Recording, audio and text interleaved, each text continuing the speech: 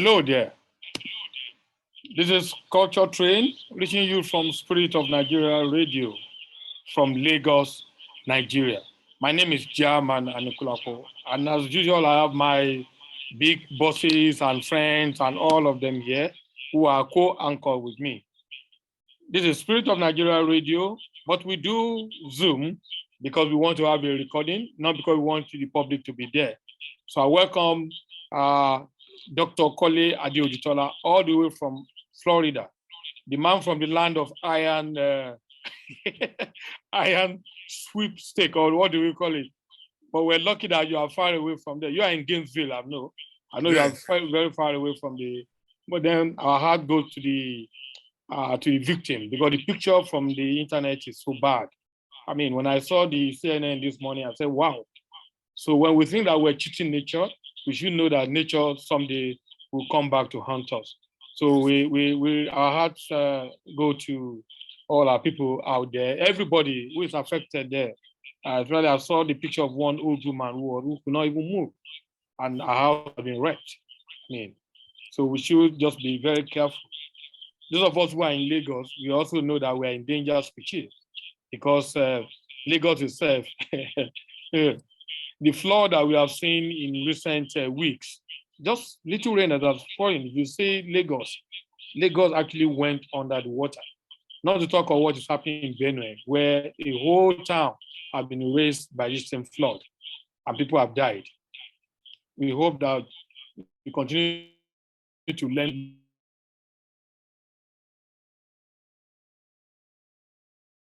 nature. That's what we need to do. We just have to give respect to nature. Otherwise, we are all living in perilous times. I welcome Dr. Shola Adeyemi, who is out there in UK. I think I will name him as the cultural advocate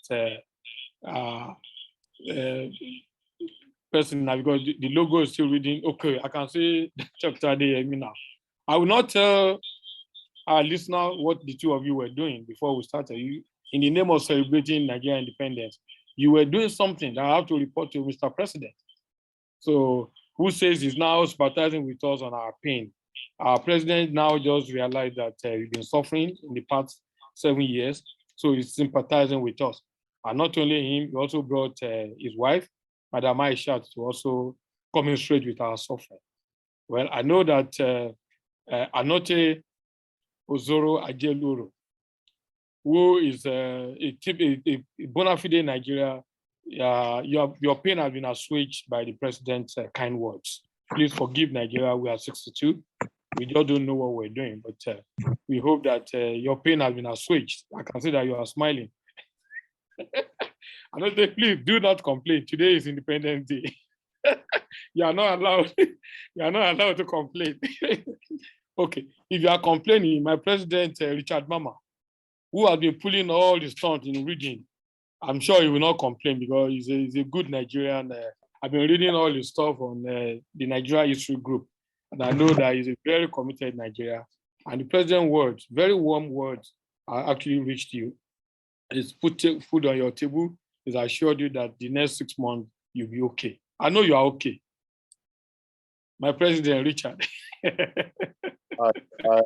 I will reserve. You are not allowed to complain today. Today is Independence Anniversary. We know that we all need to go and sit down and study what the president has said.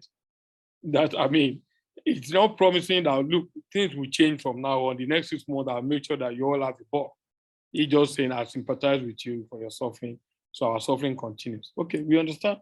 We will not talk politics on this forum, but let's just discuss art. Let's discuss life.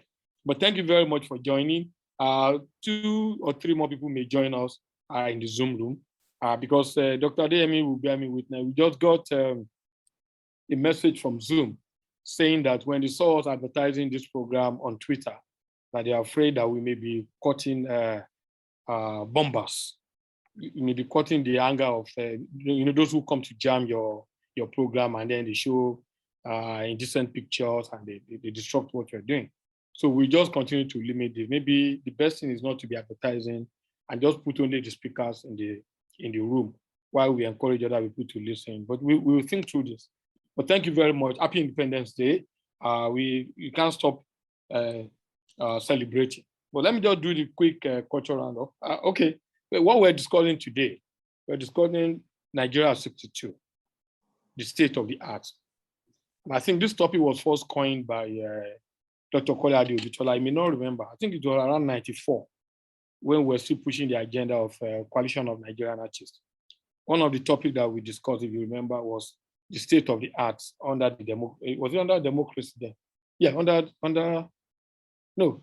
At that period in time, you gave us that topic and it was very well discussed. I think you brought it to Cora, to the art stampede, and we had a very robust discussion. That's where I stole that idea from. But the most important that we need to do is now we're moving into election season. And as usual, as it happened in 1991, which led to the birth of the Committee for Relevant Art, the voices of the artists are silent, as far as I know. I've been trying to say, okay, what are the writers saying? What are the musicians saying? What are the filmmakers saying? What are the theater artists saying? I'm not saying that. We are not putting any agenda before this. Maybe we're too comfortable with the little crumb that we've had, that we are not speaking. If you remember that at 1991, only Anna seemed to have been talking. And it was because Bode Showande was secretary of Anna then, I think, and he had presence in the media. So he was issuing press releases almost every day. That even some newsroom had to call him to order. Please, we can't be publishing you every day, because if we don't publish, you will find a way to get your attention. You guys are not publishing me. That was 1991, which was a crucial moment for our transition, our political transition. Now we are at the cusp of another crucial transition. And I cannot see the voice of the artist. That is essentially what I want us to discuss, but so that we don't look like we're lamenters. That's why we have to say Nigeria 62, the state of the art. But we'll get to that. So again, to our listeners out there in the cloud, we say, welcome to Culture Train on Spirit of Nigeria Radio, where we bring the diaspora up to speed. This radio station has been established for you to make sure that you get to know what is happening here, and for you to know that Nigeria is not just a killing field, that it's not only bad stories that come out of Nigeria, that we also have good stories coming out of it. For instance, the president's speech. I like to say that the president's speech was very good. You can make your own judge, or as you say on Facebook, argue with yourself. But we know that we are going to have a country even after 2023. But it seems that everything has just come to stop. But no, I'm wrong. I'm wrong because we're just stepping into the culture season. A few programs back, myself and Anoche, and I think one or two people here, we did a review of the culture season, that we're coming into the culture season. Now, I think we're stepping fully into it, because this is October, and everything seems to happen between October, November, maybe half of December before people start jetting out. That's if they can still afford the cost of ticket, because I could not even go to Abuja. That's how impoverished this country has made me. But so, let's do a cultural roundup, and then we'll now go into the full discussion around the culture scene that just happened. I want to say that I'm joyous, and I don't know if you are. I'm talking to my fellow presenters. Right now, Nigeria seems to be riding the crest of Netflix, for good or for bad. Okay? Now, because Anikulapo came on the, I can gloat now. Anikulapo came on the Netflix yesterday. My name, I sat in the movie premiere, and I saw my name written so boldly. It's the first time I will see the name Anikulapo, so bold that like it was in my face. And I'll never forget that picture. So I have to thank Pilar for that. So Anikulapo made his debut on Netflix yesterday, September 30, which was 48th birthday anniversary of Mule Afolayan. And Eleshionba is coming, if it's not there yet. Eleshionba is coming on Netflix. I don't know if it is there yet, because I've not really been able to check that. Just as those two films, these are films that actually celebrate our culture. That's where many other films will get on Netflix and all those places, but these films specifically celebrate our heritage, our culture, even though it's just Yoruba culture. But it's something to be proud of. When I saw the way Anikulapo was presented on Netflix just this morning, I was very happy. And this is a Nigerian film. It has everything Nigeria. You may quarrel with the film, or your critical point, but you could see that Anikulapo was already making its own wave on the global platform. Then Eleshionba is coming. Eleshionba, that the King's Osman, is also coming. On that note, we mourn the passing of our brother, B.E. Bandele. It was just the funeral service held last week. I couldn't even attend, but it was really very, very painful departure because this was a person who had quite a lot to offer. But Eleshionba had gone to Toronto Film Festival, and then it now came back, and it's now going on Netflix, or if it is there already. Okay, now we have DJ. DJ is a film that's showing on Showmax. Showmax is another global platform. And I saw the promo and I was able to see the episode 1. DJ is also a typically Nigerian story, even though it's not steeped in culture, in cultural nuances as Anikulapo and Eleshionba. But it's a story about a powerful Nigerian lady who was accused of killing her husband, and then husband to be, and then the struggle that she went to. So I take that film and I put it in the context of the Woman King, you know, the film from Benin Republic, the Amazons. And I say these are also stories celebrating the power of the Nigerian women. So I'm very happy about it. But then this one, I'm doing incest here. Covenant is also coming on Covenant is also coming on Showmax. Covenant is a film produced by our brother Femi Odugbemi. You know, Femi Odugbemi has done Tinsel, Battleground, The Brethren, Japa Movement, and now Covenant is making its debut on, I think tomorrow, being the second on Showmax.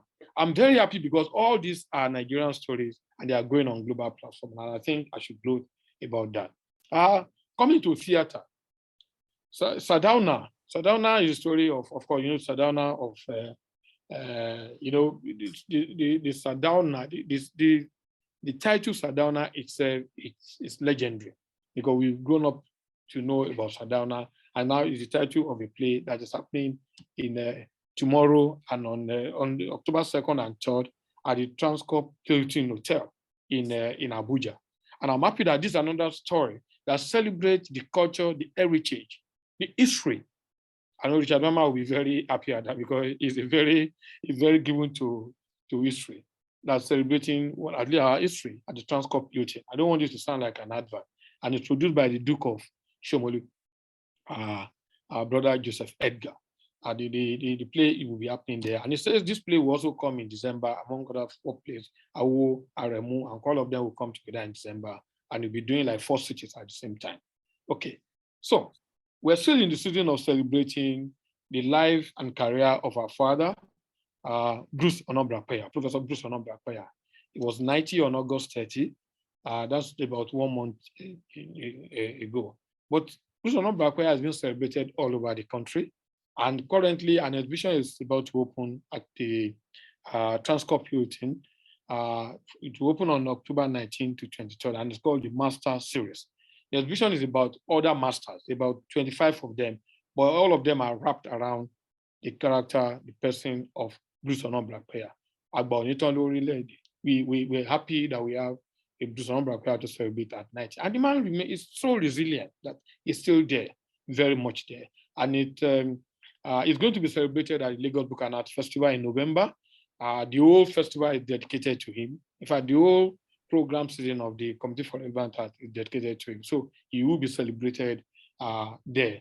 There will be seminar, there will be exhibition, you'll be in conversation with some other younger artists so that we can trace what this one has done.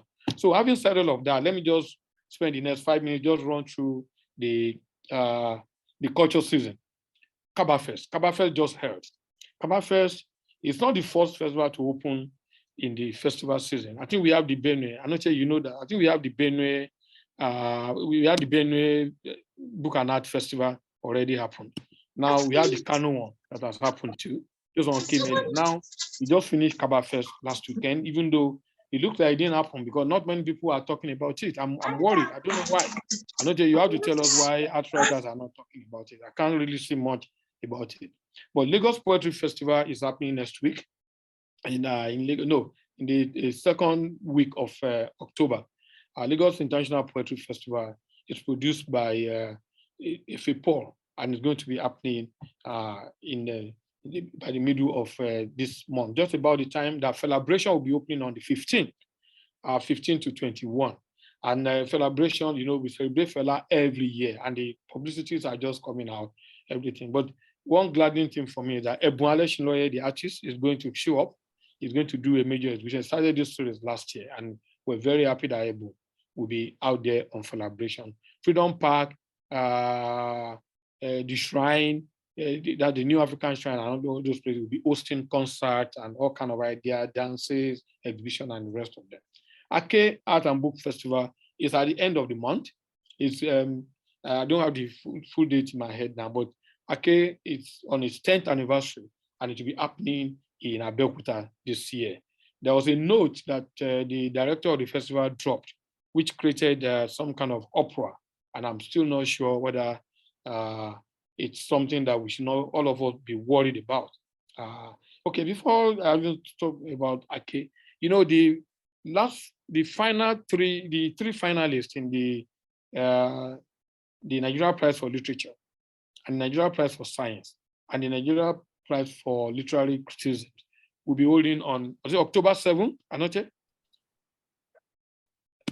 Is it October 7th now? Permitted. Yes, but it will be happening. 14th, and then that 14th. means on the October 14th, yes, thank you. October 14th, and that means that yes. we're going to have at least one writer, all of them are young. One writer will be winning $100,000. Huge money at this time, because Dr. Adeola was asking about the cost of dollar this time. Please don't ask me, because I can have palpitation. Dollar is exchanging for almost 750 naira now. Incredible. Exactly. In 7 years. Incredible. From 166 to that. Incredible. But that's where we found ourselves. So one person will be going home with $100,000. Then 3 of them are in the final list, and 1 of them will be going home with that. But the grand gala night, which was former President Olusegun Obasanjo, guest of honor. My quarrel with the price, which I've been saying, and I will not stop saying, even though I'm their friend, is the fact that one person cannot just go away with $100,000 and the others go away with nothing. I wish I could read what Maxim Uzuatu said in an article that I've been looking how to reproduce, where he was saying that, look, this is an appeal.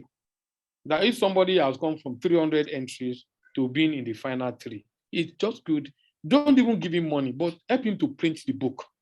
I know Dr. Adeola does not agree to that. We've argued this in the past. So I will not push it. You won't agree. I will not push it. Honorable, hold your mic. Hold your mic. Honorable, hold your mic. Off your mic. Honorable, hold your mic. Off your mic. Off your mic. Honorable, I do not agree with you. I do not agree with you. I know that's why I off your mic. Honorable, off your what mic. you do for the right, you should do for the left. If you want the money split, then you should split the money for the sciences as well. And if you give a scientist $30,000, he won't do anything. So that is the basis. Unfortunately, no, I agree with you. I've been thinking about what you said. We are just thinking that, look, it's just to encourage the books, because what happened usually, why we are afraid, it's not even for them to give money to the person. No, after this event, it's just that we're bringing them again to Lagos Book and Art Festival. Those 2, the first runner up, second runner up, the books vanish. The authors vanish. Unless they are popular authors who are also regenerating, like Jude Idada did, kept on producing works and say his work. I'm not even sure he has published another book. Those books will just vanish. What we're just saying that let this book get into the hands of readers. Let them know that these are the 3 best poetry collections, but I'm not arguing. I know that I won't win the argument, but Richard is, if I allow Richard to engage you, Dr. Adeola, this program will just, anyway, maybe we'll take it before that event, where we can have a robust engagement about this prize. I'm just worried because we are trying to promote reading culture, but we want to take this book and give to all the students that will come to my festival and say, look, these are the best collections. Go and read them. But where do they get them? Already people are asking, where are these books? They can't get them. Anyway, ArtX is happening November 2nd, 3rd, and 4th. ArtX is the biggest art sales, not exhibition, art sales, because they do sales. And I have an attitude towards mercantilism. I think I don't like the fact that I go into a place and they are pushing artwork in your face and saying buy, buy, buy, buy, buy. I don't know whether I'm right or wrong and right, but that's what art text is. It doesn't hide it. It's hide there. Art egg is like a what do you call those things that we do? Expo. It's an expo. That means that people come to the expo to buy artwork. But remarkably, they bring galleries from around Africa. About 31 galleries are going to be participating this year, we have been told. So then Lagos Book and Art Festival will be happening November 14 to 20. And the theme is Pathways to the Future, because we know we are at the cusp of transition. So we also want to see how we can begin to engage literature and art that talks about the new future, because we've been lamenting for so many years. In fact, somebody was reminding me that all through this Buhari period, that every year, Labaf has been lamenting. That all our themes have been about lamentation. So let's give a relief, since the man is going, has given the last speech. So this is Pathways to the Future. So we're looking for literature that can help us to distill the future. We're looking for art, pieces of art that help us to distill the future. And one of the people who is going to help us to do that is joining Oriade, that is Segun Adefila, the man who is going to be golden on November 14. He doesn't want me to announce it, but I've announced it. He can come and beat me in the studio. Segun Adefila will be 50 November 14, and we are all joyous because we're dedicating the entire performance series to him. Segun is a man who has done so much. I wish I had accomplished as much as he has accomplished now that he's 50. Segun, thank you very much for joining up with the Crown Troupe of Africa. And we can see that your poster is a co-theater carnival. Hold your mic. We know that you are coming back next year. But in November, we are going to be distilling you, we'll dismantle you and bring you together again. So we have special sessions that have been dedicated to Segun Adefila at Labaf.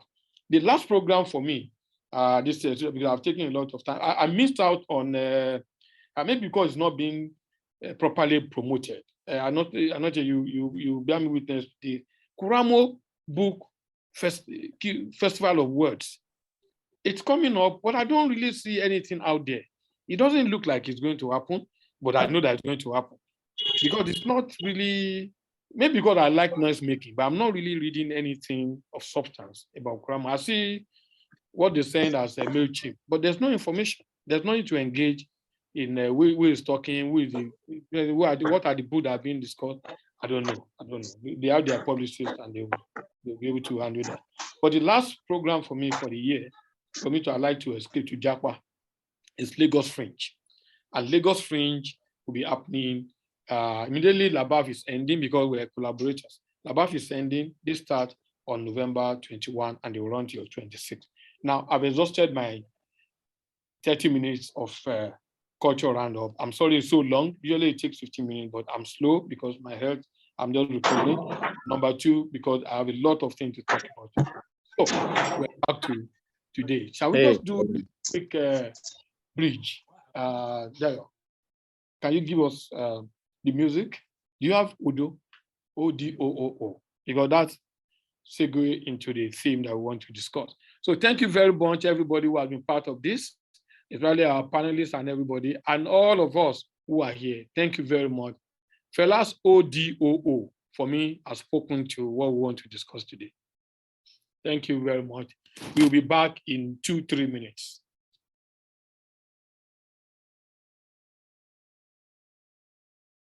Welcome again to Culture, Train and Spirit of Nigeria Radio, where we bring the diaspora up to speed. So let me open it like this. I think we should just take a round first. And I don't know who wants to go first. Nigeria at 62. What is the state of art and culture? Where are we? What have we done? Should we start with the scholar or should we start with those who are on the field here?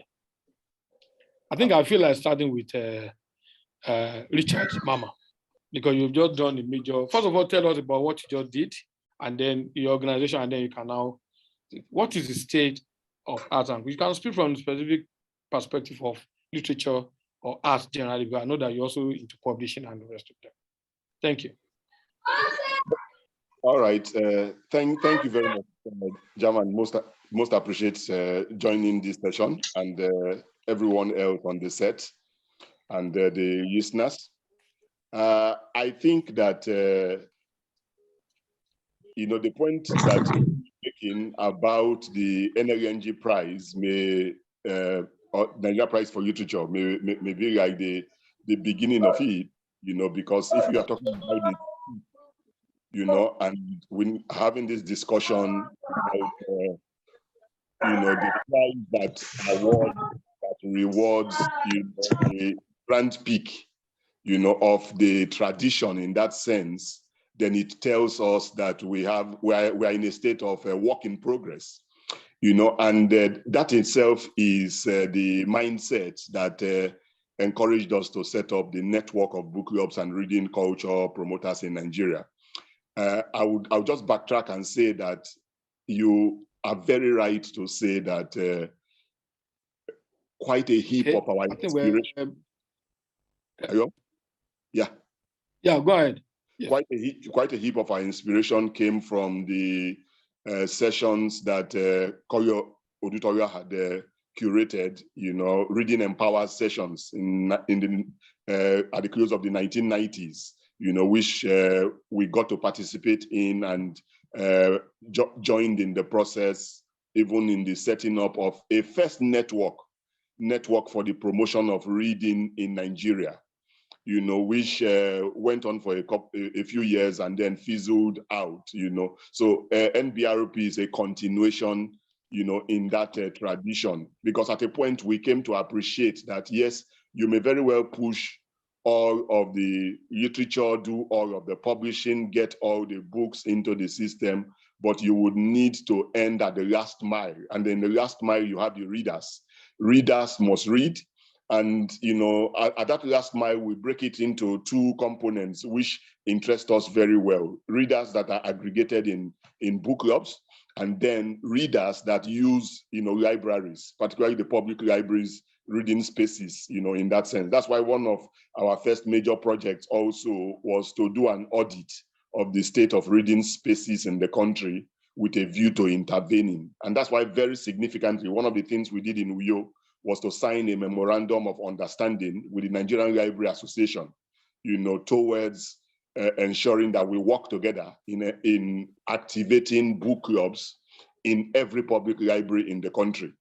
A similar one is underway. We are negotiating the final contours to be signed with the National Librarian on behalf of the National Library of Nigeria. And we are also working at signing similar agreements with state governments, either with the governors or commissioners of education or their library boards in the respective states. Because we think that our logic is very simple. Taxpayers' money, public resources have been appropriated and have been appropriated annually, towards maintaining personnel, maintaining infrastructure in these reading spaces. But the outcome of our survey is that readership usage of these reading spaces has been dwindling over the years. So we think we should fight for that. Instead of every book club going to think in terms of a fundraising to build a new book club meeting center, or to be paying bills to centers that are already existing, which they scarcely can find the resources for. What we want to do is to use as much of the public spaces that are available, in using a collaborative model. And that's why we are pushing this memorandum of understanding with the different agencies. And good enough, we are getting some interest.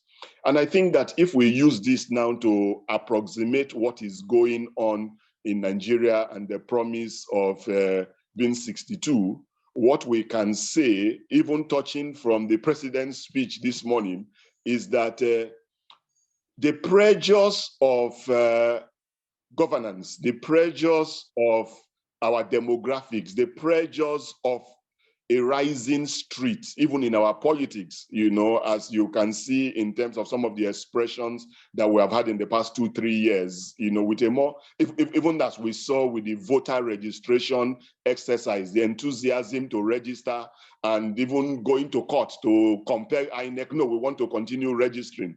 Those suggest to me that we are getting back to the center. The citizen is at the center of the discourse for a nation. And if the citizen stands by the corner and does not engage, then the country would go in the way that whoever captures the country in that sense, or whoever dominates the country, to use a milder word, wants to go.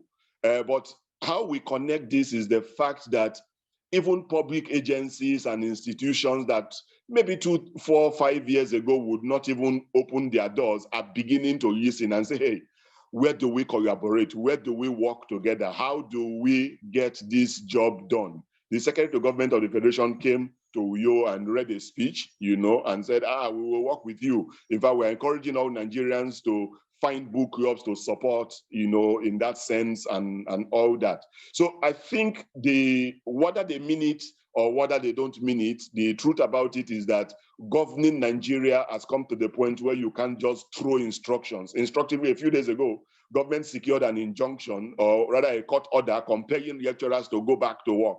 And when it came to time now to force them to go back to work, they say, let's keep it on hold. So you notice that dialogue has come back to the center of, discourse, of governance, of engagement. And it's important that we sustain the dialogue space. So I think that, and one of the things that happened in Uyo, before I just, close out, is that we were able, the network of book clubs had been running a pilot scheme with a public library in Akwa Ibom at Abak, in the town of Abak. A few of us may have heard about the name Abak. In the town of Abak, we'll be running this, pilot scheme, working. Our Abak book club, which is a member of the network, one of the 62 or so members of the network as at now, maybe 63 tomorrow, because I think another book club is joining us from Sokoto. What has happened is that the Abak book club, applied to the divisional library with our blessing and say, look, we want to come and work with you. We want to be doing our reading sessions. We don't want to be doing our sessions outside the library. So we want to come and doing our reading sessions here every month. And we also want to engage in attracting readers to come to your facility. And they were able to agree, and they've started working on it for the past 3 months. So one of the things we did was to go to see the facility, talk with the librarian, and see how the process was coming on, so that we can see ways of multiplying this. It's working on very, very well in Abak, in Akwa Ibom, and we see no reason why it should not work across the country. So the grand idea for us is that there are spaces, there are opportunities to collaborate, even with public institutions that ordinarily would have said, we're arrogant or impervious of, the need to work together with stakeholders, and the activists and participants in the process. There are opportunities. Yes, of course, there's some politics. Yes, of course, there's some discussion, but there are opportunities that I don't think we should abdicate this space for anybody. This country belongs to us as much as it is to whoever happens to be in the civil service, whoever political office, and writers, culture workers should very actively insist, right, that we too are Nigerians, and we're entitled to the Nigerian pie, and we're entitled to participate in conversations for building the country. We're entitled to bring what we have, and you are also to listen to us, so that together we can find ways of growing the kind of country that we want, in that sense. So that for me is it. And I think I want to just encourage everyone to continue to do their own bit, because at the network, we will push our own bit. And as German has said, our next stop, our focus point now is Lagos. Lagos has so much, but the Lagos reading space needs to get beyond where we are now. For example, the public libraries in Lagos are doing less than 50%, from the scores that we had. And you have libraries in, just about 20%, of the representation of a city-state as prominent, as Lagos. So we are going to be preparing to ensure that, look, this, Lagos would now be the one, after Uyo, after Akwa Ibom, Lagos will now set the next model before we go to Yenagua in 2024 and find out, who else would be taking 2025 and going forward. So it's a commitment, it's some work we are doing, and we are grateful to have this, opportunity to share with us. Thank you. Okay. Thank you very much, Richard Mama, president, founder of, I know you don't like the word founder, but you are president, founder of the network of book clubs and reading promoters. Other people will be engaging you. I just want you to quickly run to the end of this because we have another 1 hour to discuss other things. Because Shola Adeyemi, Dr. Shola Adeyemi may have to leave us before he have to go and pick my daughter from somewhere. Now, from one activist to another, and all of us are activists, we have activism in our blood. Makinde Adeniran, Secretary of NANTAP, where are we with the space of theater? Where exactly are we now? Can you unmute, please? Yeah. I've unmuted myself. Thank you so much for bringing me on, particularly on this matter. Of course, one cannot cease being an activist in a space like Nigeria. You can't, except if you have given up, and giving up in this case will be death.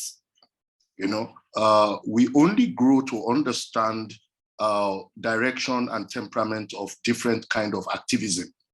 And that's the place of theater as it is from me to you is poor yet, not where we would like it to be. And the reason, not because the theater practitioners are not really participating as they should be. No, we have even more people coming into the work, and standard gradually growing. But what will not make it grow beyond where we are at now is infrastructure. Where you lack infrastructure, adequate infrastructure to make the business, to make the practice worthwhile, right? And where you don't have infrastructure, you cannot begin to talk of business model, you know? And all of these I bottle down to lack of adequate policies. What we have in government, generally, government just feel position in that is belonging to culture and all of that is a compensatory role. Is a compensatory role. Even the advisors, some of the advisors, whether from us or, see, that you take an actor, a known face on TV to be your advisor in government does not mean, because that person may just be an actor. He's not an administrator in the arts. He lacks the understanding of what this is. Policy engenders structure. Structure, right, brings about infrastructure. And this is when we begin to talk of business model and all of that. Because there is this common saying that all across the world, theater is not lucrative. I beg to differ. I have practiced across the world. You know, the human capacity in Nigeria, the level of practice, the enthusiasm that comes with it, the power, the energy, right? The intellectual ability of the Nigerians, right? Just tells me that theater or entertainment as it is, it's one big lucrative business that the government is yet to tap into. And unfortunately, we are still unable to sell ourselves to the government. And this is my simple thing. Because if we continue to point accusing finger to government, government come, government go. It is what they are able to capture that stays in the book. So what have we been able to sell over the years that will make them open that file again when we speak? And this is where it stands for me. And this is where, for me, right, the engagement in government should be 10 times where we are now. I'm going totally into government, not as government worker, but in all facets to engage them, not to fight them, but to continue to ask for space for conversation. Okay. Let us leave it there for now, sir. Okay.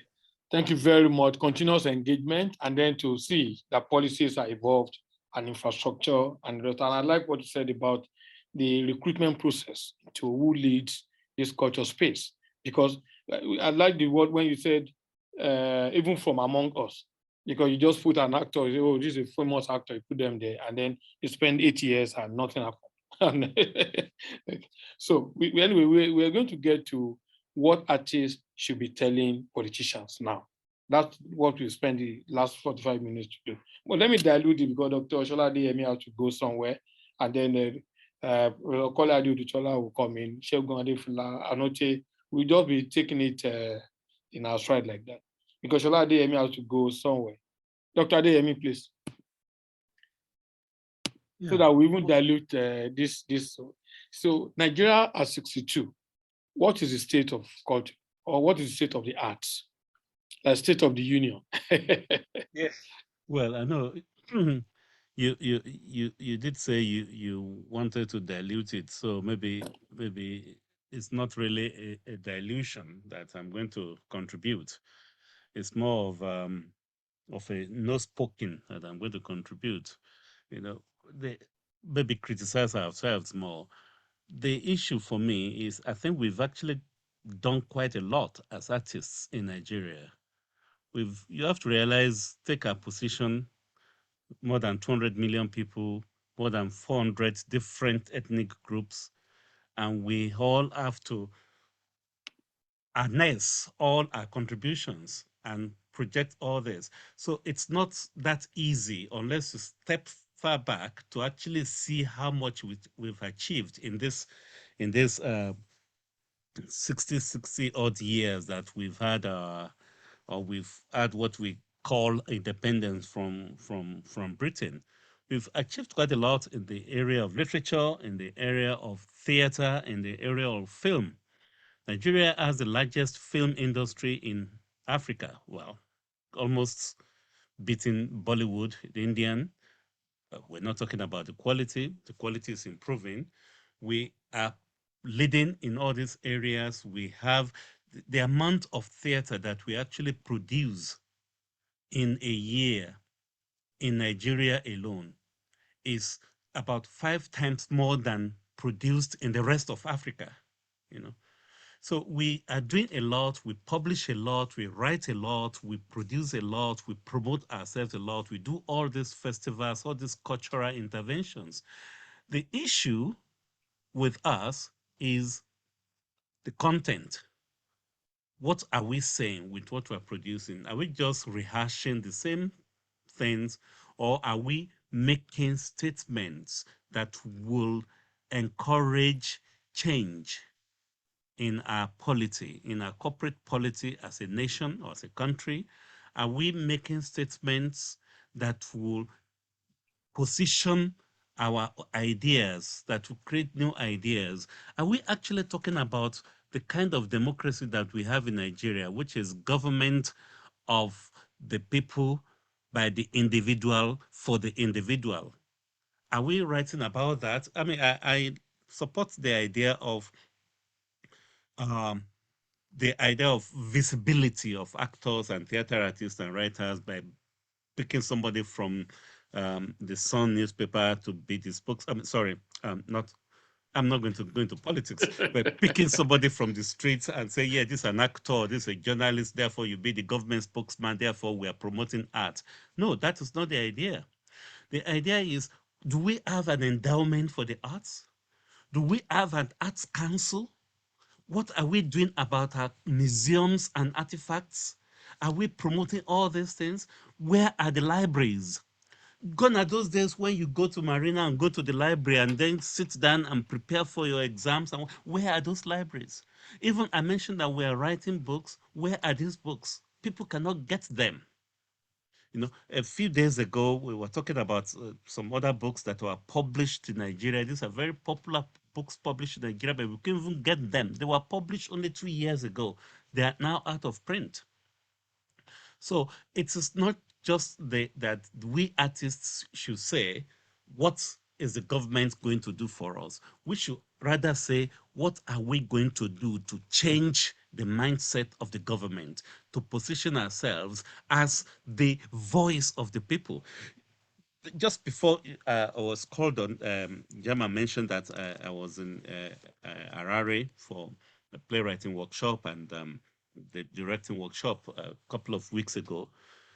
the 42 years of independence for them, or after their revolution in 1980, when you compare what they've achieved, and it's a shame that if a book fair moved away in the 80s to Harare, of course, it's no longer functioning. But in the 40 years odd that you compare what they've achieved in terms of art, in terms of literature, in terms of film, it is not up to what we'd achieved by 1964, 4 years into our independence. In fact, the theaters were all broken down. I was at the Rep Theater, which seats 500 people, used to seat 500 people. All the seats are dusty and broken down. We don't have that yet in Nigeria. That means we are functioning. We only need to reposition ourselves and make ourselves more relevant. It's not just about talking about it, it's about doing. Of course, there is the issue of, oh, we don't have resources, we don't have money. But how many people here on this panel have actually had the money that they wanted to do anything before they embarked on it? Segun Adefila has been doing the Crown Troop for so many years successfully. Where is the money coming from? The idea superimposes itself on the property, on the material thing of money. We are achieving a lot. We should, you know, you get the drift of my discussion now, which is we should praise ourselves, you know. But of course, we can't just praise ourselves. What we have to look, what exactly can we tangibly say this is what we've done? We've done all these things, but are we collecting them together? Can we really promote them? Even the Nollywood that I mentioned, now we are forgetting about Nollywood and pushing everything to Netflix. You know, we should be leading Netflix. We have the content. We have the resources. We have the artists. We should be doing things to the extent that Netflix will be begging us to join in, to tag along to what we are doing. We do thousands of films in a year. Even Netflix, as popular and as big as they are and as rich as they are, buying all the back products from other things, they don't have as many products as Nollywood. You know, it is because, and of course, maybe the reason is because we are Nigerians. We have to accept that we are Nigerians, we are the best, we are the proudest, we're the best, we're the greatest, we're the best. So maybe we are not yet satisfied with what we've done. But like I said, if you step back and look, we see that we've actually achieved quite a lot without the government. Without the government. Because I don't know what the government has done for the arts, except having the national troupe to go and, I think there was a time they used to pick them to go and dance at the national airport to welcome foreign dignitaries, shamefully or shamelessly. You know, is that the promotion of art? You know, no, that's not the promotion of art. You know, the only thing they can do, the enabling instrument they can produce, is that endowment for arts. You know, we can start the Art Council ourselves. NANTAP had that idea initially when we started NANTAP, you know, to actually have a kind of body to speak for theater artists in Nigeria. Anna has that to speak for writers in Nigeria. The ATP has that to speak for the theater practitioners, to speak for the traditional artists. Why have we stopped? Why have we now said, oh, let's start building and basing everything on what the government hands down to us? A gallon of kerosene, a bag of cassava or whatever, you know, selling ourselves cheaply to promote the politicians. Is that what we should be doing? Or should we actually be positioning ourselves as critical artists, critical writers, critical journalists to examine what is happening and promote this, you know? Well, that's it. There's a lot to say, but happy anniversary, 62, 72, 82, whatever it is. their figures, they don't really matter. What matters is what are we going to do from today on to get our own independence from dependence on government. To get our own independence from the government. Yeah, because it's a question of mindset that the government will do it, and then, but then from what you have said, the issue of endowment of structures. Actually, that's what you're saying. To have structures that can help. And that's also what Makinde mentioned and Richard mentioned. Yes, You know, yes. to have all these That's what he was saying about policy. Yeah, yeah. I'm happy we're getting somewhere. I like this flow. Dr. Ade Odutola, I know that. Hello, Prof.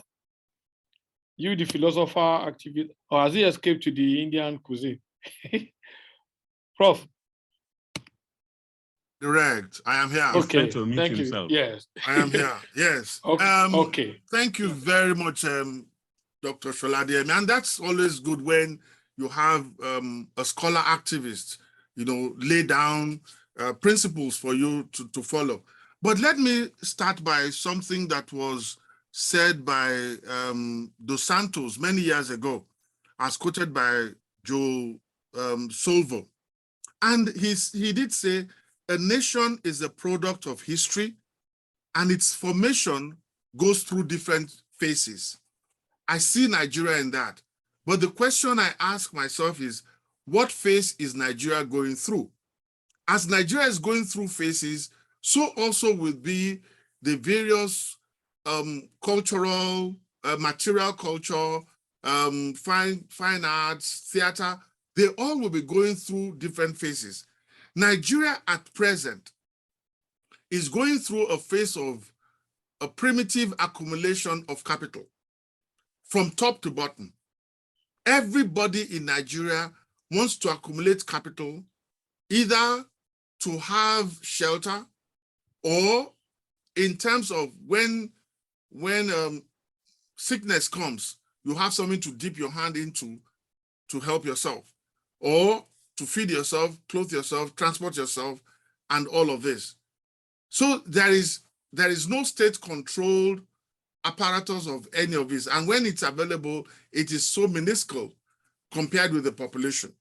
So if you look at the background of our nation, of which we never discuss, we never think that there is imperialism in our matter, and that we are victims of a global imperialist gang. They control nearly everything, but they control it in such a way that the average Nigerian does not have his or her mind or her focus or his focus on imperialist forces. We don't even talk about it. I don't hear anybody. What we have been made to talk about is that you are Igbo and we don't want an Hausa, the Fulani, and all those pettiness. Whereas the real elephant in the room is the fact that Nigeria was created in a way that it cannot compete within the global commons. It cannot compete effectively when it comes to trade globally. And that is why when the artisans, the marketers at Ebingpejo in Nnamdi Azikiwe, when they were putting together their little funds to support Nollywood, Netflix was not there. As soon as it was done, Netflix simply just came in, and they have now become the big spenders. And they're not only big spenders, they are also meddling. They're meddling in the creative process. But the truth of the matter is that because Nigeria is at the country itself is at the level of, like I said, primitive accumulation of capital, you can look to individuals, pick one or two individuals, make sure they're comfortable, and then leave the rest. The rest can fend for themselves. Yet the rest were the ones who made Hollywood what it is. Those housewives in Aba, in Asaba, who were buying the Nollywood movies, and they were promoting it. And then to a little extent, the pirates who also stole and made sure that Nigerians in the diaspora and Africans in the diaspora could have access to the movies. So when you want to, we cannot talk about Nigeria at 62 without talking about the context and the phase in which Nigeria is in. I know that my brother Makinde would not agree with me, because I remember him talking about the advocacy of Wole Soyinka against the political class in those days. And he has taken a more pacifist perspective to deal with the political class in order to accommodate them so that they can give him room to at least lob the message in. History will be the judge. I don't know which one will work. I don't know how well it will work, but I'm a concerned observer in this matter. How are we to deal with the political class? How is the political class dealing with the greater world outside of our country?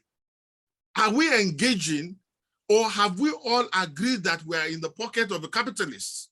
And all we're going to be doing from time to time is produce the raw materials for the West to refine, distribute, and then redistribute to us for us to consume.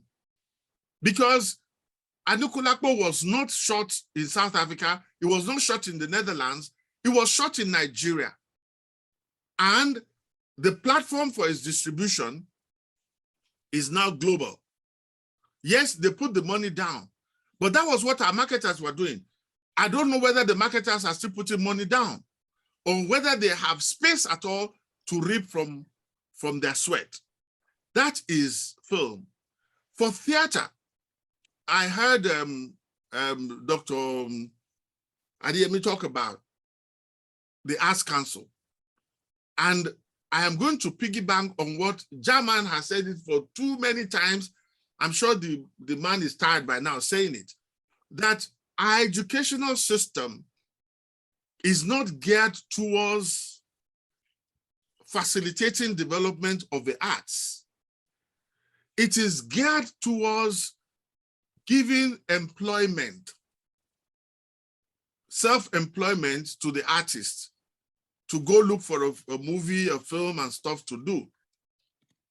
But just what is happening in communication, media relations is the same thing that is happening in the arts. If I'm wrong, please, Brother Makinde, switch off, take off your mute and say I am wrong, and I will shut my mouth. That the universities do not train artists that choose to work for government. Arts administrator at the level of government is different from arts administration at the level of audio production. These are two different things because the vision and the agenda of both of them are different. Mass communication, working for the Guardian and speaking for government are two different things. As a journalist, you are primed to reveal that which the government wants to cover. As a government spokesman, you're supposed to be covering that which the government wants hidden.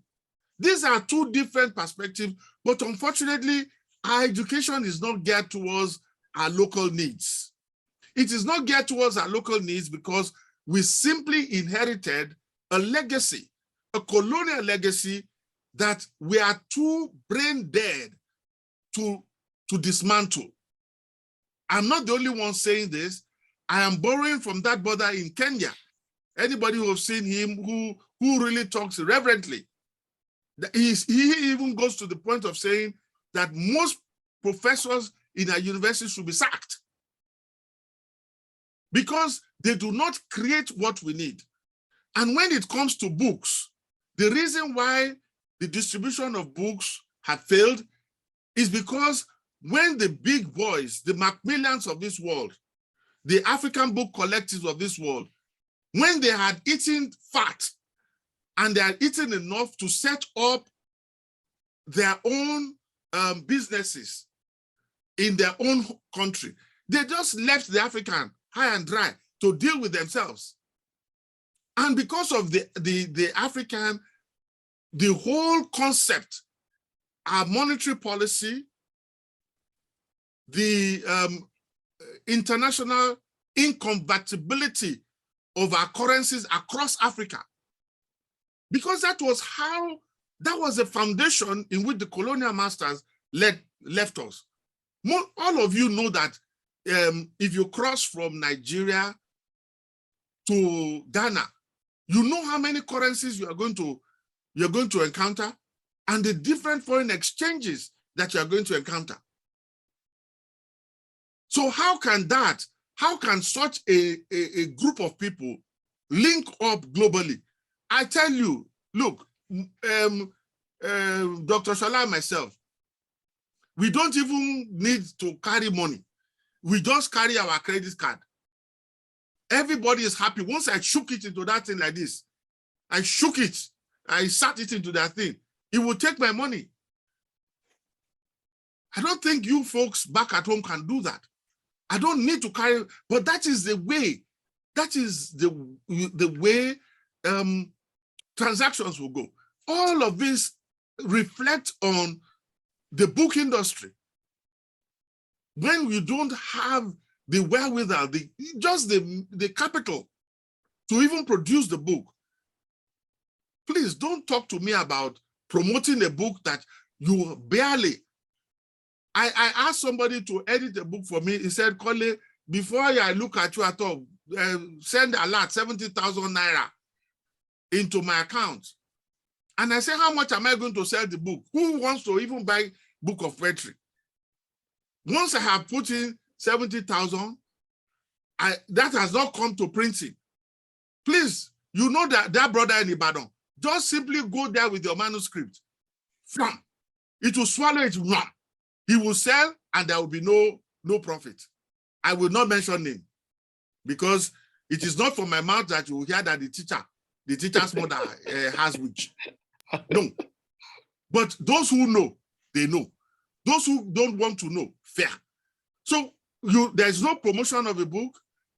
There is no, you cannot have a mode of distribution of a book.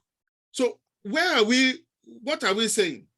Or how can we redefine where we are when in terms of distribution, production, we don't have the wherewithal. Those who did it, the Macmillans, the Evans, and so on and so forth, they have left. And they have left Richard Marman. They've left Richard Marman to carry the can and what did German call it? Lamenting. The lamentation. But thank God that Richard has found a way. You know, God has given him all the energy that he didn't give me in my own time. The man has double of it. So he can do all those things we were unable to do. How far he will go, only my God will bless him. So I have gone from theater, and let me now go to recommendations. I have said this on the Arab platform, but you know, I'm supposed to be the madman nobody listens to. Why should you listen to me? Because it's too much headache. You know, Nigeria is ripe for a stage and screen support agency. Hear me again. I will say it again. Nigeria is ripe for a screen and stage support agency. What would a stage and screen support agency do? Brother Makinde does not have to worry with blocking, worry with costumers, the technicians, the dress and tech, and as well worry about promoting and those who will come for the play. Or the producers, when there can be that will be their job. If somebody wants to go out to go and produce, you don't have to be dealing with area boys. this agency would already be there. You don't have to deal with the last mile or deal with the one about signage. This agency will do all of those on your behalf. I don't know what else to say. I don't know how else to say it other than you cannot build a skyscraper on the marshy land. All these things you are seeing, all these efforts that my brother talked about in comparison, look, it is like we all are in the same basin, right? Some are in a side that tilts. It looks as if we are better off. We are all the same. Zimbabwe, Namibia, Mozambique, we are all done the same. Because we are all living below capacity. We have not even started. We haven't started. Can you imagine three actors and their director moving to Ghana to go and stage a play, and the artist body in Ghana will receive them, take care of their accommodation, take care of their transportation, and then they play. Whatever they get, they give them, they move on to the next one. When are we going to start talking about things like that? No, please. I'm sorry. Please take that away. Let's not talk about it, because the one we already have said, it is enough headache before we start to think of how we would engage African brothers. I think I've spoken for too long. Thank you very much. Yeah, thank you very much for that brevity of contribution.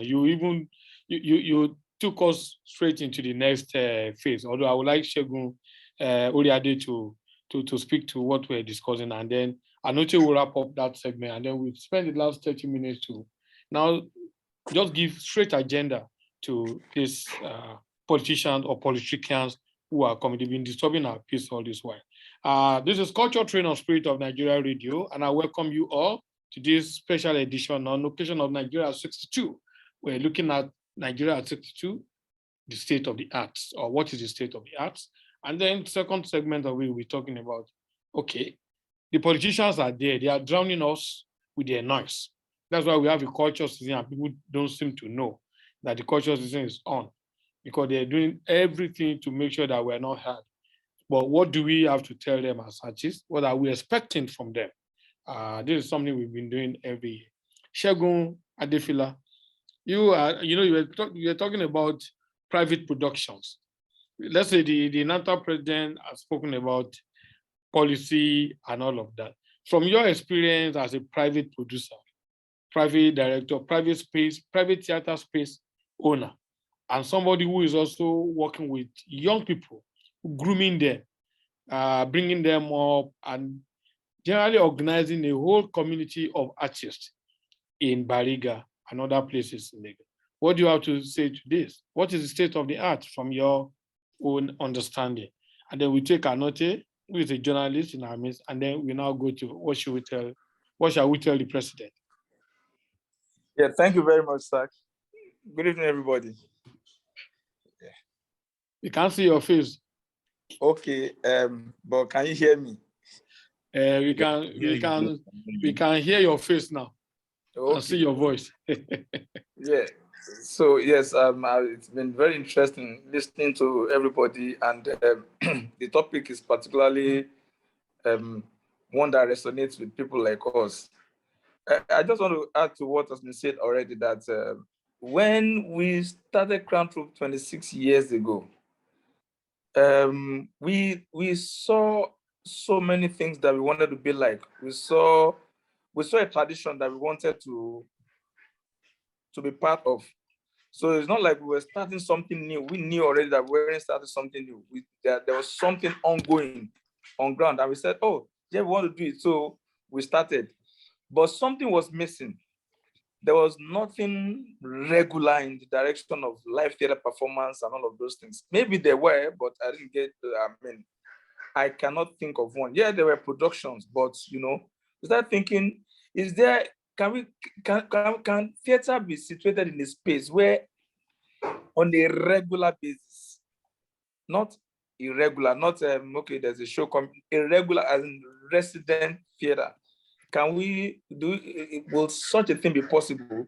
So of course, there was a question of space. It's not like today that performance spaces have been democratized, you know. Back then, we only had Muson, Main Auditorium, Law School. Mankind, is there any other one? Muson, Main Auditorium, Law School. I think those are the only.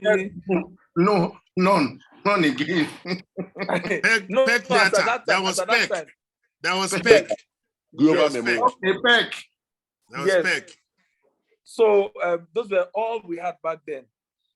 So we said, okay, we just needed to start something. Well, what am I driving at with all of this rambling is to say that if you ask me, personally, I think there's been a tremendous improvement. There's a leap.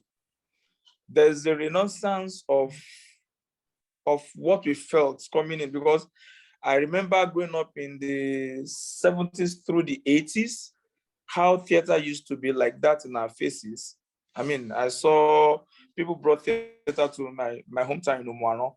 I saw, what's this man, what's his name? Jimo Aliu and the rest of them. They brought live theater. They were moving around communities. So all of a sudden, I think something like that is happening, because arguably, I don't think there's any weekend from January to December that theater is not happening somewhere. That a performance, something is not going on somewhere. I don't think I've seen that weekend, 365 days, you know. So there's that part of it that we should be grateful that something is happening. There's a buzz, but with that buzz is also something that appears like a determined, you know, a strong decision to emasculate the idea of theater, you know, because the support systems are not there. When you can't access real theaters to do your performance, you have to start looking for other spaces, options. And before you know it, all of those spaces that were born out of our immediate needs, some people are even claiming credit for it. For instance, there was a time the British Council was saying to us that they want to show us that theater can happen in non-conventional spaces. And if it goes into contemporary Nigerian theater history, it is going to be recorded that the British Council taught us that we can perform in non-conventional spaces, which used to be our own conventional spaces before proscenium theater was imposed on us. You know, so all of these things are happening, but we have started doing that. So if you ask me, between 26 years ago and now, I think there's a renaissance somewhere, but it is starving of other requirements that can sustain the theater. I hope I've been able to make my few points. Thank you, sir. Thank you very much. Always a very refreshing perspective that you've given. Thank you so much. I would love Anoche to, even though we don't have time now, but I would like him to, having listened to all of this, because you are the chronicler, as the culture journalist, culture editor here, you are the chronicler, you listen to everybody, and these are people that you deal with all the time. Do you think that the state of the art is as optimistic as Segun? I think Segun, well, virtually all of us sort of agree that some things have happened, even though we've not gone into the nitty-gritty of policy and the rest of them. Do you think that we've actually, that the art has been favored in any way as a journalist? I'm just asking you to give us a brief summary of that first segment before we now go to the second one, still on Culture, Train, and Spirit of Nigeria Radio. Hello, Anoche. Yeah, thank you so very much for having me. Okay. You can see I'm sporting the T-shirt of network of book clubs and reading promoters in Nigeria, because I also run a book club somewhere in Delta in my place, Okay. Book Club. It's been an interesting and engaging conversation. And congrats. I'm told that you are the publicity secretary now for the organization. Exactly, yes. Okay, congrats. And publicity secretary. Right. Yes. Thanks to Richard Maman, who is actually moving mountains, to see that Nigerians read, even in unconventional spaces as well as the conventional spaces, which is quite a big deal. Our art, our literature, our film, our theaters, they are not there yet. But of course, like Adifla rightly said, they have done quite well in spite of the absence of structures, the obvious absence of government in the first place. Government is missing totally in all the equation. So whatever effort or whatever is happening right now is just because of the determination of those in the sector who just believe that, look, something must go on. The show, as it were, must go on. And so you have, look at the Nigerian Prize for Literature 2022, for instance, where over 287 poetry collections entered for the prize, of poets, entered 278 collections, 272 or so, almost 300 books published within a space of 4 years. And you can be sure that a lot more persons probably didn't put in their collections into the contest. So that is for poetry. In prose, I was awarded last year over 200 entries as well. So publishing is going on. I just got two books on Lagos, by foreign journalists. One is Lagos Supernatural City. The other one is by a South African journalist who was the bureau chief for Reuters. And then the other one by a French lady journalist, Manoa Street. So both by Nigerians and even foreigners are writing about the country, and that is quite huge. So yes, the structures are not there. Government is not there. But like Richard said, there's need to also begin to find a way to engage government, in a way that they will begin to see the need to buy into the sector, to look into the sector, even by those government agencies that whose staff only collect salaries at the end of the month. We don't even know what they are supposed to be doing, maybe at the museum, even at the National Library, and all those places. But one thing that stands out, and I'm happy also that we have senior colleagues like Dr. Shola, Dr. Professor Kole Odutula, who are here, part of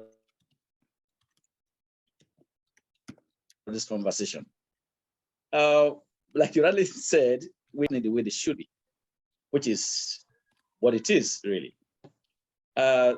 These individuals that I've mentioned, they will have them scattered all over the world. You look at tuners of this world, they name them, so many of them, who have left the shores of this country, who were practitioners here, who were part of the process here, who were part of this lamentation, who were here, who like is a norm now, jackward because things are not working well here, who have gone out there, who on a daily basis, they remit monies to their relations, to keep body and soul together and all that.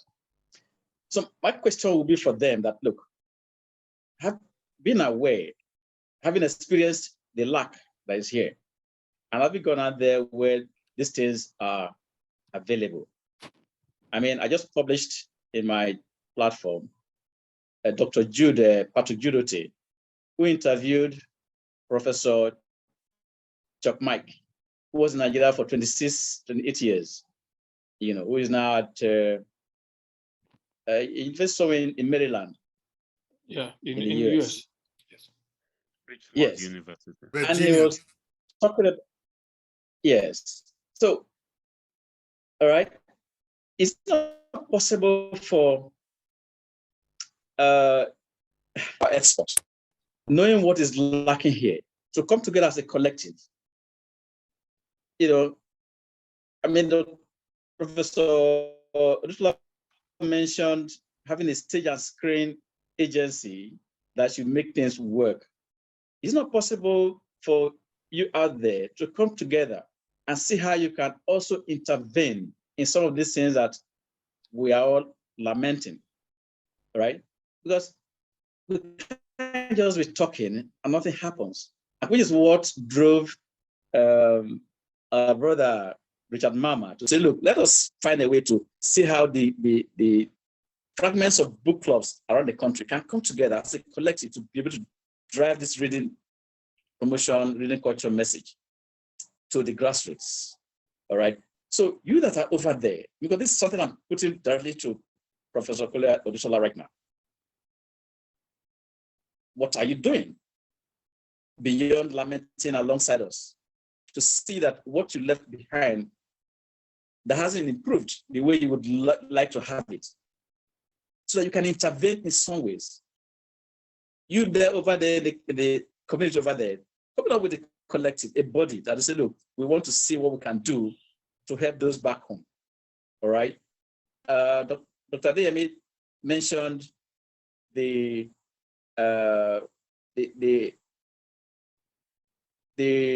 art fund, what do you call it now? The endowment fund for the arts. Yes. That hasn't started off since 1988. And of course, I mean, that goes with the national culture policy as well, all right? In which that endowment fund ought to also be captured, encapsulated. So is it possible to do this so we don't all lament? I mean, you're in an environment where lamentation is almost, nil. Because that's about the only way, productive way, I should say, that your intervention, for those of us who have said, okay, we are not going to Japa, as it were, who stay here and slug it out, So that way, perhaps the government will now begin to see that, oh, these people are doing this for those who are here. That means there's a failure on our part, And so that's on one side. And then for the bodies that are in the sector, like Association of Nigerian Authors, I just read Dr. Camille Suka's message, or Independence Day message, which I would like to read a line or two here, where he was saying, you can do it quickly. So we need to wake up our people from their slumber so they will begin to demand from the contestants answers to the big questions. What is your track record? What are you bringing to the table in terms of capacity and character? What is the Nigerian problem? What is the solution? How will it be done? So perhaps the question, if I were to have advised him, would be, what would you do for Nigerian writers? I thought so too. I thought so. Yes. Not the general question that everybody is asking. Beyond the general question about what they will do for Nigerians, in your constituency where you are now the manager as well, what are they going to do for you? And how consistent will be asking these kind of questions of those who want to lead us? In NANTAP, what agenda are they going to set before these people? And what level of liaison will they make when they eventually get into office? Association of Movie Producers, DGN, name it.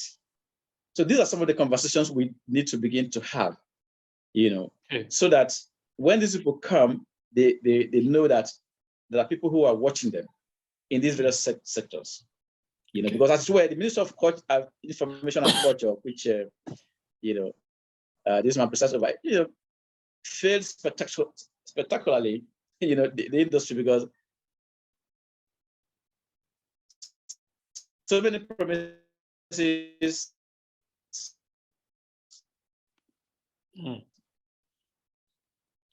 I think the network. We can't continue like that. Thank you. Okay. Oh, okay. Yeah, no, it's okay. It's okay now. Yeah. Thank you very much, Anoche. Still on the Culture, Train and Spirit of Nigeria Radio, where we bring the diaspora up to speed. You were talking about cultural policy and from 1988, and I just remember that a friend walked in, Basil Chukwueze, who was also an arts reporter, one of the student arts reporters of those days, who jackpot to the banking. He just came into the studio. Thank you very much for coming, Basil. Thank you. We are continuing what we used to do in those days. I'm sure you remember quite a lot of people who are here now. Welcome. Thank you. So I thought that we would go straight into having 30 minutes of 2 minutes of what shall we tell the politicians. But I think some point that you raised has been responded to. And I'll just give 5 minutes for the two of them that you spotlighted. Those of them who have jackpot, who are outside. One of them said, we can only do something when we retire. Of course, you know who must have said that. But let me start with Shola Adeyemi on, what can the Nigerians in diaspora? Actually, we've said that Nigerian economy is run by the diaspora. Shamelessly so. Even the president will say that the diaspora that is bringing in money. How can you run this? Anyway, no politics. Shola Adeyemi, please. Yeah, briefly, what can we, I mean, it's like pushing this problem to just because you are fortunate or unfortunate in most instances to be out of the country, because you all know how creativity replenishes when you are out of the country, when you leave your environment, that creative fervor, the people you work with, when it's no longer, when that universe is no longer there, you know how that really affects you mentally and otherwise. But not talk about individuals now. Let's look at the points you raise about what can we do from outside to assist or to promote or to help both what is happening inside. We're doing a lot, but inherently, we Nigerians are very selfish. Very selfish. We mentioned that I went to Harare in Zimbabwe. Why did I go to Harare? This project that took me to Harare also took us to Kenya, took us to Uganda, took us to Botswana, took us to Namibia. But why not Nigeria? Because I'm not going to go into all the nitty-gritty on the details of it, but because the people contacted and contracted for Nigeria did not want it to be in Nigeria because it will involve other people who will benefit from it. They only want themselves. And I'm talking of the people who are right at the top in literature and theater administration in Nigeria. German knows about this. So we know about all this. For that point. Pardon? Thank you so much for that revelation. Yeah. Okay. So it So many happens. Yeah. We're trying. I'll bring you in. When things happen, the first thing that comes to my mind, of course, charity begins at home. I go to Nigeria. I don't just go to Nigeria. I want to focus on Lagos, focus on Ibadan. But the thing is, I get so, in fact, I become embarrassed by the response or by the response that people I send get. So that is why, So we want to do a lot. And now I know so many people are actually sending money, productions. A friend of mine did a production in Lagos, was it early this year? Wanted to do it in Lagos and Ibadan. He was, if I can use the word, shafted by his very best friend who was collaborating with him. Shafted the production-wise, shafted monetary-wise, shafted financially. Now, how do you then want him to want to go back and do things when even his best friend shafted him just because of how much? 200, 300 pounds? Which is not even enough to live on for a month. So that is why, Anote, that is why we want to try our best. We are trying our best. I know how much it's costing me mentally, emotionally, to promote art. I set up a publishing house to freely produce academic books for Nigerians. And I know how much I'm spending on it. And I know how much I'm getting shafted on it. And I know how much of these books are being pirated. But still, I don't care. I still want to do more. Because it's not for me. It's not even for those who are supposed to be in charge, who are supposed to be taking care of our interests. it is for the future. Mm. That's all I have to say. Okay, thank you very much. I think I would say that you've spoken for the diaspora, because if I allow Dr. Adeotola to take on that subject, I must say my own. No. That's okay. not fair. That's not fair. Okay. Because you see, well, just know that we have less than 15 minutes. And we still have I will what not take. There is a difference. Those of us in that, you see, Dr. Shola is on what we call the secured track in the UK. In America here, I belong to the group they call the non-tenure track. That's when you all call me professor, I say I'm not a professor. I can never be a professor. I would only be an instructor, right? So that is very important to note, that there are two. I mean, I have to teach every day, Monday to Friday. Saturdays I grade. Sunday I prepare for the thing. Where is the time to do anything for myself or do anything for anybody else? So, but that's why I put in there that when I retire, I mean, and thank God, you know, at 62, I have just a few more years. I will qualify for Social Security here and my 401 okay. And then I can face, but the thing about Nigeria is that the problems don't stay. They don't wait for you. They just keep growing. But that is just my own lot. That is the much I can do. And my focus also in trying to do things is to get the African Americans to come on our side and because they already have a foothold in America, which I don't have, you know, and I want to hold them by the hand and deliver them to Nigerians to say, okay, let us begin to see how we can collaborate. These are all things in the nearest future that I think I can bring to the table. I don't have that wherewithal. I don't represent anything here. I'm just like any other, you know, kind of stuff. That's what I'm doing here. I'm not even working with my PhD. So I don't have the kind of luxury that I wish I had. Or like a person like people who can do that. Yeah, you mentioned the names rightly. Otiono is a director of an institute. Aki Adeshokon is a director of a film. All those guys, you know, if you can get them, they can do things now. But for a person like me, just wait. Wait until I retire. You go here when? Okay, that is it.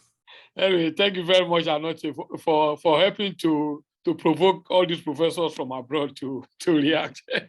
I know that this is going to be a continuous engagement about what they can do, and you have also put some ideas there in the house. We will continue to engage this particular topic, and you can see NANTAP chairman saying that thanking Dr. Adeyemi for what he had gone through. I also have ideas of some of the things that have happened here when people come from outside and they say we come to help, and people just take them for granted, and they even take their money and then they run with it. But we know it's a continuous engagement. It's a problem that's peculiar to us in Africa. So now we have just less than 10 minutes, just about 10 minutes, because that is eyeing me one kind. So maybe in two lines or in 2 sentences, just what do we tell the politician? Because we want to make this, we want to push this out to the media. What should the artists be telling the politician? Let me start with Richard. What should we be telling them now? If you don't exhaust it now, I promise you that we'll bring it back next week. What do we have to tell the politicians? Because they are drowning us out. They are shouting, they are making all the noise there. Even outside there, we're hearing some people doing parade and we couldn't start the program on time. What should we tell the politicians? Right.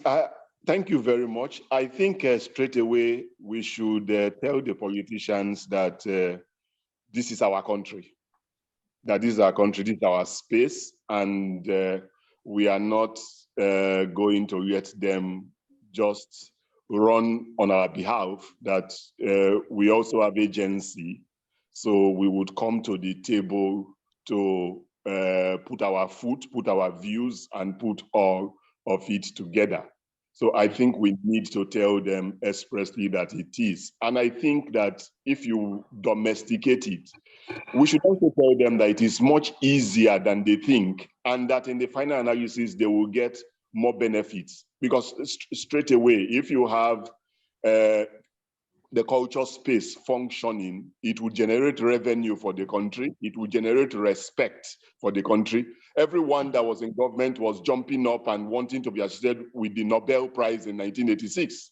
It generates revenue, it generates respect, it generates a whole lot of things, you know. So it's in their interest. It will be said that it is during your time that 1, 2, goalposts, were moved. It is that spirit with which we are, for example, approaching our project for Lagos for next year. We are insisting that government is not doing us a favor. Rather, by the time we finish, you can even go back and verify how much this series of engagement across the 12 months from April to the next April would bring to the city, in that sense. We should tell them, with a bold face that, look, we are not exactly begging you. We are asking for space to contribute to the table, the way you ask voters for space to contribute to the table, in that sense. I think we should be firmer in our resolve.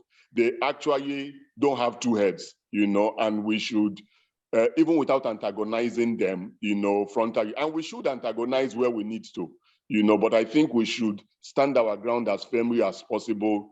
As they say in that joke, man dies but once. But in this sense, we would build because we know that we are doing what we should do, and they can't do it any better. And in fact, it's in everybody. It's a win-win for everybody. Thank you. Okay, thank you very much. It's a win-win for everybody. I like that spirit. Makinde Adeniro, National Secretary General of NANTAP, and also a theater practitioner himself. In 2 sentences. Daman, I think you should say a well-traveled theater practitioner. Well-traveled theater You always miss that point. One of very active theater directors, actually. Go ahead. Thank you, Sas. A lot has been said by Mr. Oh, sorry, Richard before you go on, let me just quickly welcome Chukwuka, Baba actor, singer, and Dr. Famolio, the poet. Thank you for coming to Culture Train. Go ahead, sir. Okay, what we need to tell them is what they really don't understand. And this is how, for me, the conversation must continue. No matter our struggle, no matter what, we all exist here. We should be able to claim our bit and to tell them that all they have been striving to do, all that they have been lying about, right? We can help them change the narrative. The arts and culture can help them change the narrative from economics, from up to bottom. We can help, because to sell this country outside there, you need the arts of the people. That's why, shamelessly that time, they think just dancing is what it's all about. So they carry the national troupe to go and dance and all of that. Whereas there is what we call the diplomacy in culture, the soft power. The soft power. Now Nigeria does not have the actual power. What we have, the only power that we can put to use, right, is the soft power. And we must be clever in using this soft power to take over the rest of the world, right? We have so much. They are the one losing. Unfortunately, their losing is affecting us. And that's why I'm so critical on policy, that we must be able to hold on to them. Because for whatever, like Anote said, all of this effort that we are asking, they are very good. But if there are no policies on ground to help all this little, to push all this little help that we'll get, whether privately, corporately, or otherwise, if there are no proper policy, nothing will work. That's what has been happening. No proper policy, no structure anywhere. That's why freely somebody will come into this country and some other people will shaft them. They will shaft them easily. Even within, we shaft ourselves. Some of our top people in the country, because of selfishness, they lie about the country. They give wrong information about the country. So much. Those of us who are somehow in the administrative of culture inside, there is a whole lot of story to be told. There is a whole lot that we can put out there that are shameful right from us. And we know the truth. So we have to be able to hold government to that account. I've come to the point where governments, please don't give us money. Where Ministry of Culture and Arts are doing projects, it is wrong. Ministry of Culture and Arts should be driving policy and not doing projects. When you see them doing projects, it's all about stealing. If the arts and culture, if we are not able to hold them to be accountable to that reality, then I don't know what we are doing. All this little help that we are asking, they will come to nothing. Thank you. Thank you very much. I'm always surprised when we have so-called ministry producing theater. They've turned themselves to a theater production company and they compete with people who should be producing theater. Who are these people? They don't understand their job. That is the thing. CBAC is trying to organize 45 years of Festac. It's not their business. They should get people to come and produce things for them. Is that their job? That's not what they are being paid. Anyway, thank you very much. I think we have to take up this topic another day. It's a way to steal money. It's the same way politicians will go and be building bridges and houses. They want to steal money when they build bridges. That's what they want to do. I'm not talking politics. So, Shegun Adefila Oriade, what shall we tell the politicians?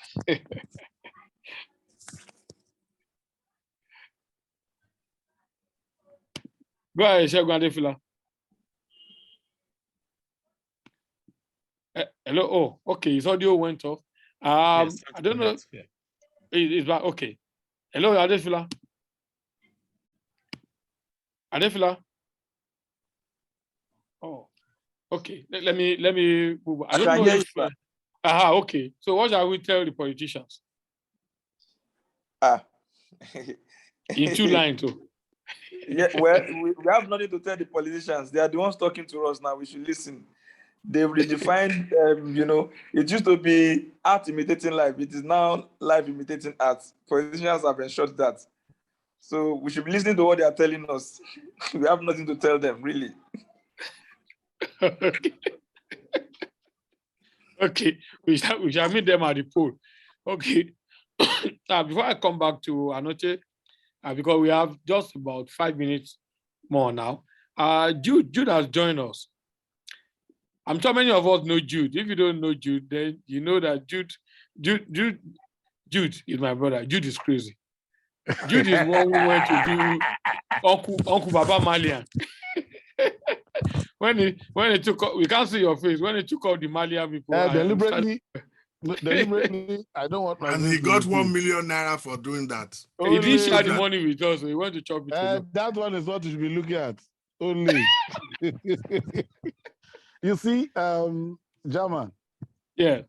It is only when we realize how much power we have that we can hold these people responsible. We are beginning to build that consciousness, and we are beginning to come together like this to be able to spice each other's life and thinking, to be able to form a very virile and potent opposition to whatever they present. Nora Makinde made a very clear statement, but I want to spice it like this.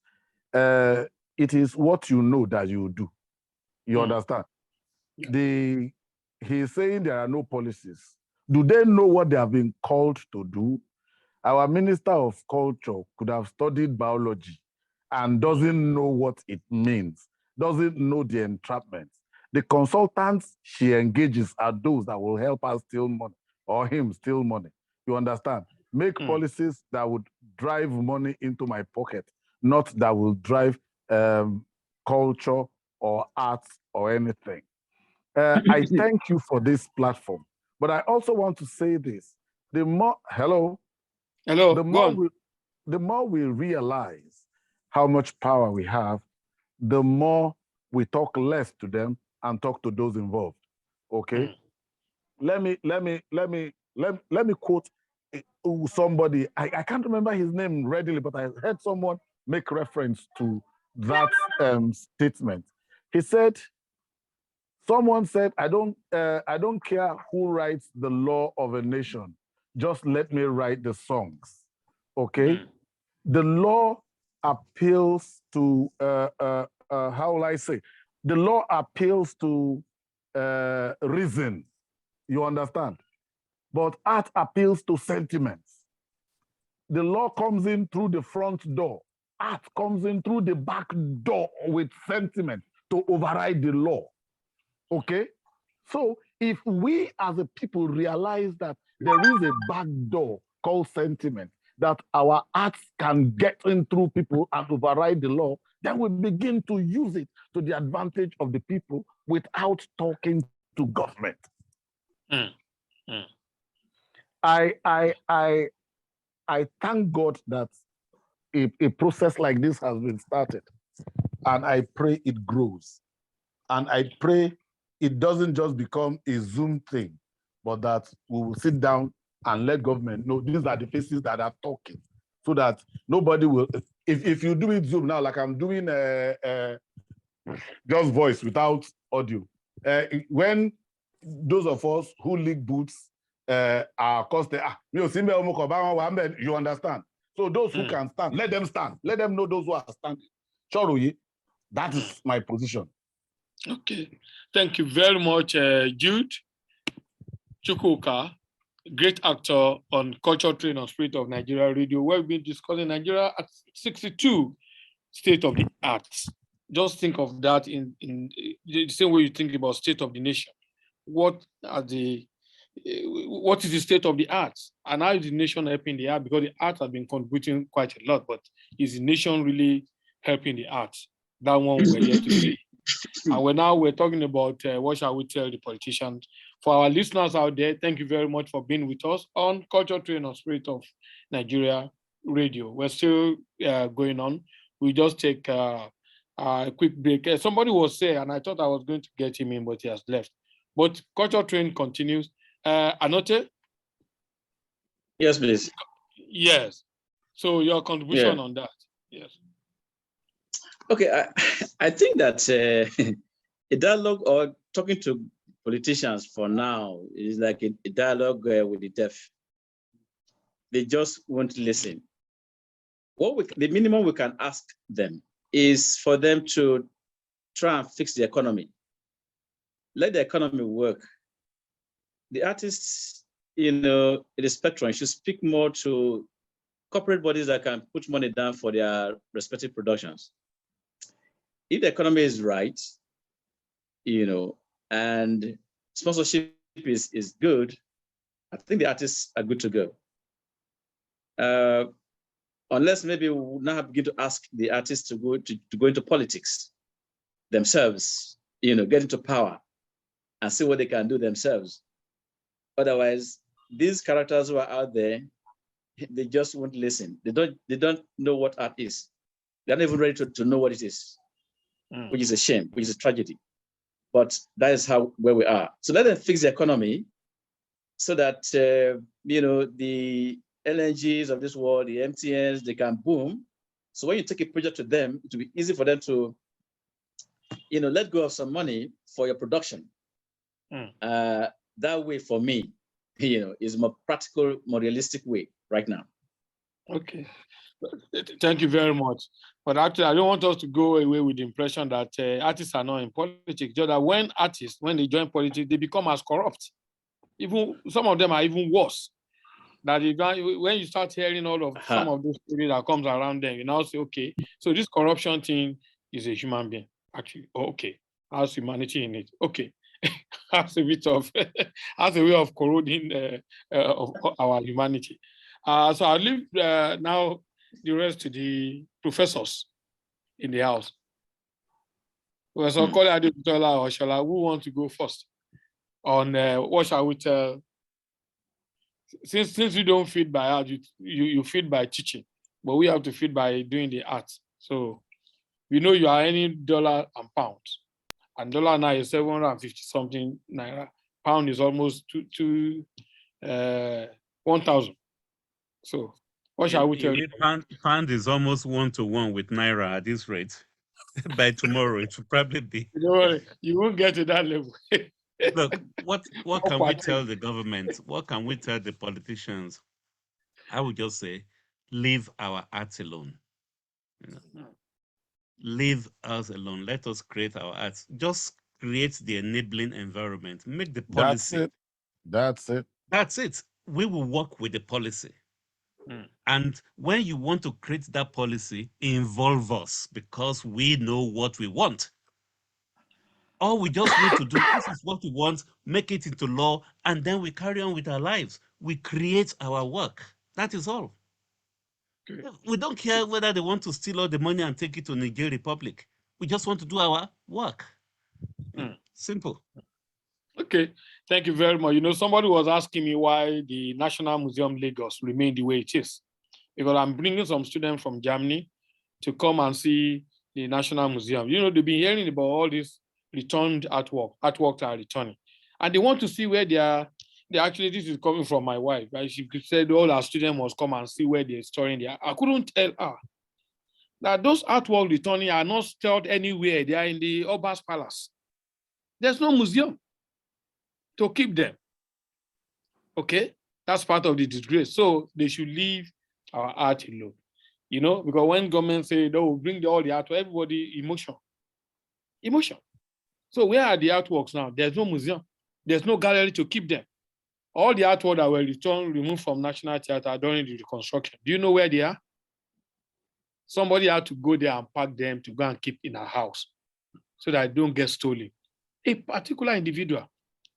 That's when it occurred to them that this artwork should not be thrown in the dirt.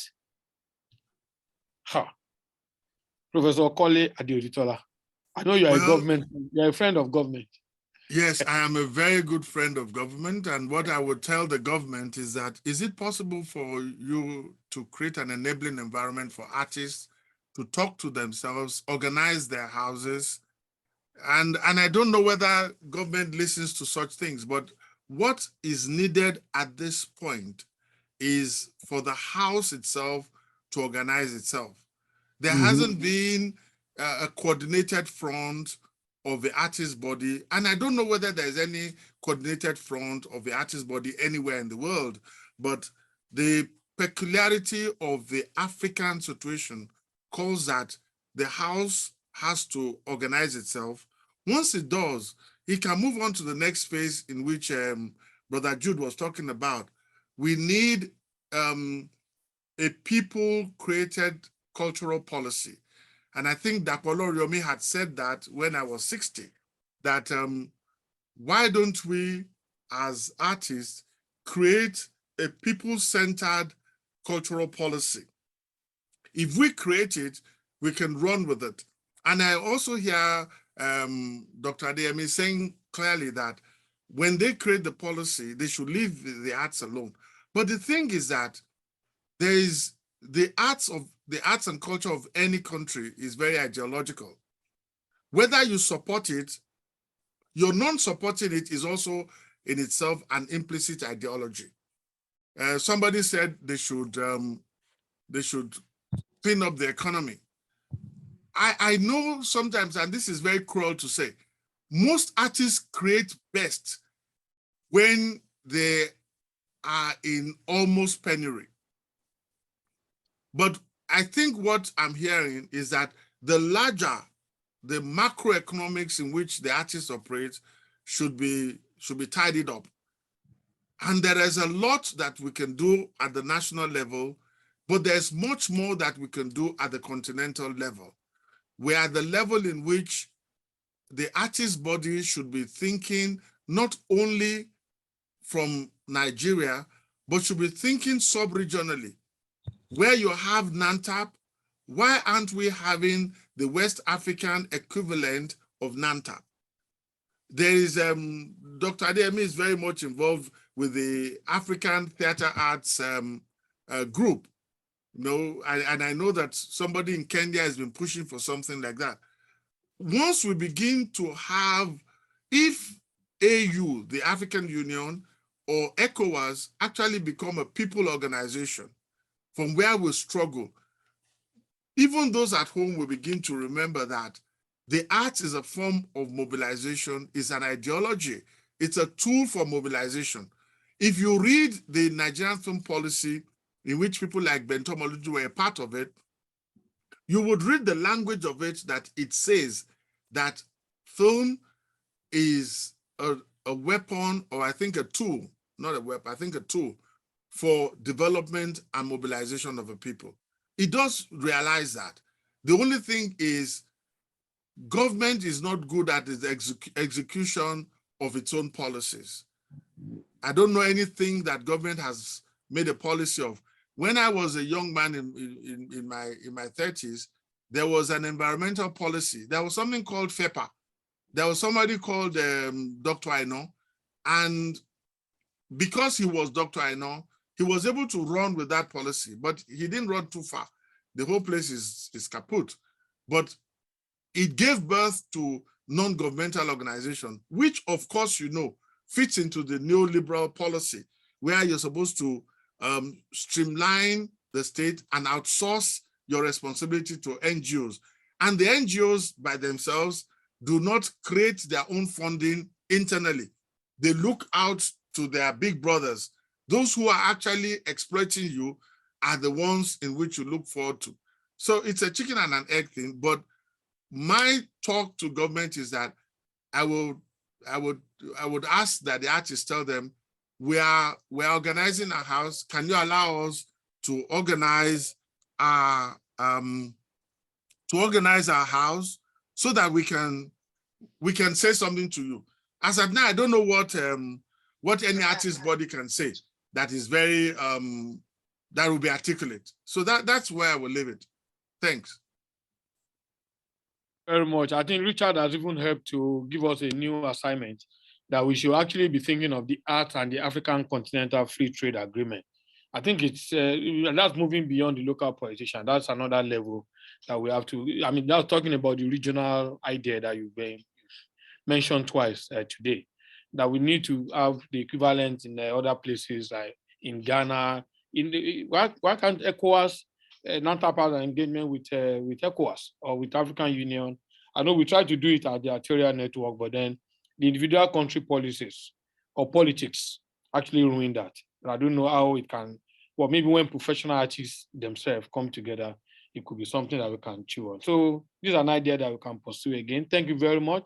This is refreshing for me to come back after 3 weeks of absence. Thanks so much for being a great panelist and discussant. And to our listeners in the cloud, we thank you very much for your listening every edition, even when we repeat. We just continue to make sure that the art continue to have its own resonance. Thank you. You're in Culture Train, signing off on Spirit of Nigeria Radio. Bye.